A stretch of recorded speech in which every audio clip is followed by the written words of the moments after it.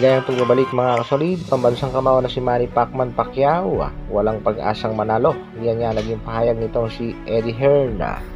Bakbakan para sa isang world title fight sa pagitan ng ating pambatong si Christian Araneta kontra nga dito kay Tanong Sak Simsri.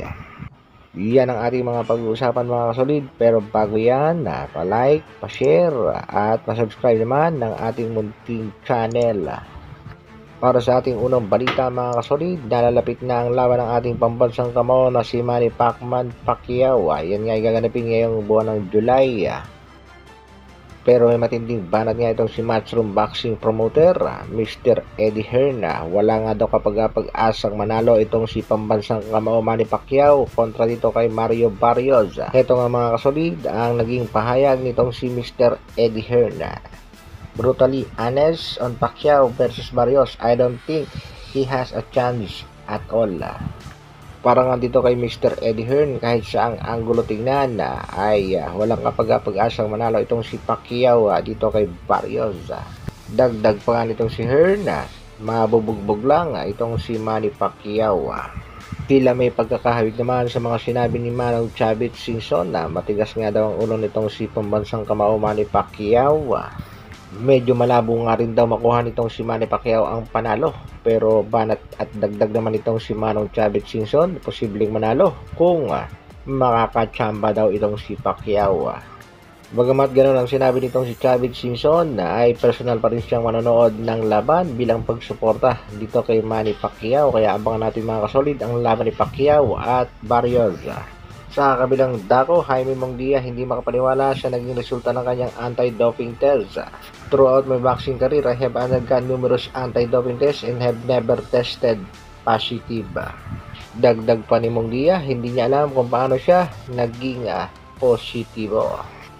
At sa kanyang B-sample mga kasolid ay positibo pa rin ito kung si Munguia, kaya hintayin na natin mga kasolid kung anong ipapataw na parusa ng Triple B of Sheer.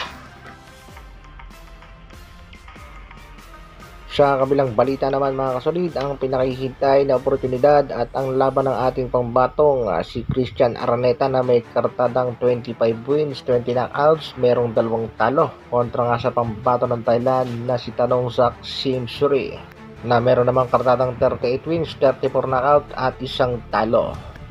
Pero bago yan, panoorin mo natin ang laban nitong si Araneta kontra nga dito kay Magramo na kung saan sa unang round pa lamang ay tinapos na ni Christian Araneta ang laban via technical knockout. Sabay-sabay natin mga kasolid panoorin kung paano pinabagsak nitong si Christian Araneta ito nga si Magramo. Sa unang pagbagsak nitong si Magramo ay pinilit na rin tumayo at lumaban dito kay Christian, pero kitang-kita naman natin mga kasolid, wala ng lakas, kaya naman itinigil na ng referee ang laban at nakuha nga nitong si Araneta ang panalo via technical knockout.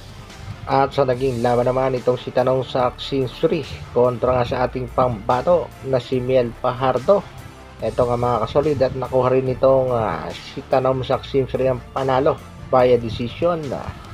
Pero mapapansin natin dito mga kasolid na bagsak talaga itong si Tanong Sak Simsri kay Fajardo sa round number 10. Ibig sabihin hindi rin ganong kalakas tumanggap ng malalakas na suntok itong si Simsri, kaya may pag-asa talaga ang ating pambatong si Christian Araneta. Kaya abangan natin mga kasolid ang laban ng ating pambatong si Araneta kontra dito kay Simsri bukas ngayon sa bansang Japan, at madadagdagan na kaya ulit tayo ng isang world champion.